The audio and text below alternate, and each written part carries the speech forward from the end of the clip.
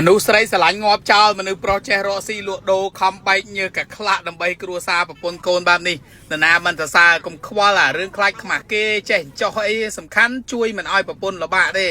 មនុស្សប្រុសអញ្ចឹងបានមើលទៅគេហៅប្រុសពិតមានទំនួលខុសត្រូវព្រោះប្រុសខ្លះអើយមិនដឹងស្អីនឹងស្អាយទេអញ្ចឹងបានថាលបររស៊ីលក់សាច់គោអាំងរបស់គាត់គឺគាត់តស៊ូមែនតើបងប្រុសគឺគាត់អង្គុយលក់តែ2នាក់ទេហើយប្រពន្ធគាត់ឲ្យធ្វើការងារផ្សេងអញ្ចឹងទៅគាត់ប្រុសប៉ុន្តែគាត់ឈរលក់ដូរយ៉ាងមកអែម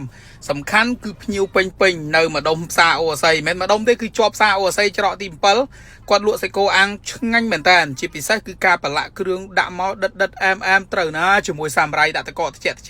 រសជាតិកប់សេរីដែលបងប្អូនឆ្ងាញ់ដល់ដំណក់ចុងក្រោយនិយាយទៅពុកម៉ែបងប្អូនពេលដែលញ៉ាំកុំភ្លេចណាមូមើលគោរពដបផងមានរង្វាន់1លានមានរង្វាន់5000មានមួយដបមានអីជាច្រើនតែពុកម៉ែបងប្អូនទាំងកវលកំប៉ុងទាំងប្រភេទដបអញ្ចឹងកុំភ្លេចណាពិនិត្យមើលរង្វាន់ផងហើយកន្លែងលោកពូដែលគាត់ជាអ្នកលក់សាច់គោអាំងនំប៉័ងបឺនៅខាងអូអាស័យនេះគឺគាត់លក់តពីម្ដាយគាត់មកជាង10ឆ្នាំហើយអ្នកណាជាមួយគាត់ជួយខមមិនមកព្រោះរសជាតិសាច់គោរបស់គាត់គឺគាត់ប្រឡាក់គ្រឿងមាននិយាយទៅគោស្លឹកគ្រៃមានគ្រឿងដិតនិយាយទៅគឺជាប់នឹងសាច់គោនឹងខំទៅគឺអត់ឲ្យយើងត្រលន់ទេរសជាតិអែមសម្រាប់ខ្ញុំញ៉ាំសាច់គោរបស់គាត់ហើយជាប់ចិត្តមែនតើហើយជ្រក់របស់គាត់អីក៏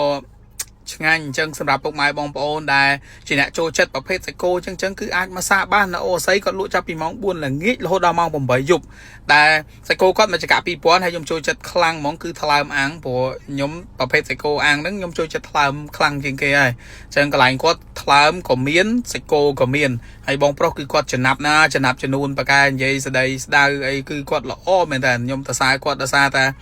ឃើញគាត់លក់ម្នាក់ឯង2នាក់ជាមួយក្មួយម្នាក់ទៀតអញ្ចឹងគឺគាត់លក់លឿនលះភ្ញៀវទៅដល់ចាំរៀងយូរបន្តិចព្រោះគាត់លក់ម្នាក់ឯងហើយណាមួយសាច់គោវាត្រូវការអាំងភ្លាមអញ្ចឹងវាអត់មានរបស់លឿនខ្ចប់ឲ្យបានភ្លាមទេយូរនឹងក្នុងន័យថាមានតាមលេខរៀងអញ្ចឹងណាភ្ញៀវមកច្រើននំប៉័ងបឺរបស់គាត់អីគាត់កាត់យក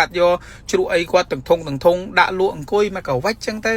សាមញ្ញគាត់គ្មានប្របាក់ទៅងើបទៅណាទេគាត់អង្គុយយើងលើកដាក់មកអាំងឯងទាំងបាច់ជ្រក់អីច្រកថងយកភ្លឹបលឿនភ្លាមនិយាយទៅមិនឲ្យភ្ញៀវស្ទះចិត្តខកចិត្តទេទៅដល់ភាគច្រើនសម្ដីគាត់និយាយលេងតជាមួយយើងរហូតចឹងណាអញ្ចឹងនេះជាការរកស៊ីលក់ដូរមួយដែលគេហៅថារបៀបលក្ខណៈគ្រួសារប៉ុន្តែខ្លួន1ខ្លួន2ហ្នឹងឲ្យទៅថាចំណាប់ហើយលឿនគឺដឹងតែថាមកបាយ3ពេលមករស់ស្រួលគាត់ថាវារៀងហត់បន្តិចព្រោះលបម្នាក់ឯងប៉ុន្តែអ្នកញ៉ាំចូលចិត្តណាអ្នកអញ្ចឹងណាគេអ្នកដែលចូលចិត្តរបៀបអង្គុយតុកសាមញ្ញអង្គុយរៀបរបៀបចောင်းហោងអីហ្នឹងគឺត្រូវហើយមកញ៉ាំសាច់គោកន្លែងគាត់ហ្នឹងគឺដឹងតែជាប់ចិត្តហើយមិនថាលបសាច់គោលបអីក៏ដោយឲ្យតែថាអ្នកលក់ហ្នឹងចំណាប់លះដៃស្ទាត់ជំនាញអីហ្នឹងគឺចាស់និយាយមិនខុសទេធ្វើអីក៏ដោយឲ្យតែយើងស្ទាត់លុយដឹងតែរត់មករកយើងឲ្យដូចបងប្រុសអញ្ចឹងសាច់គោគាត់អាំងមិនទាន់ទេនិយាយទៅអាំងអស់ដាក់មកនិយាយថាអូម្ទេសជ្រក់អីដាក់មកជាតិណាសាច់គោកន្លែងជាប់អញ្ចឹងកុំភ្លេចទៅសាអរគុណបាយ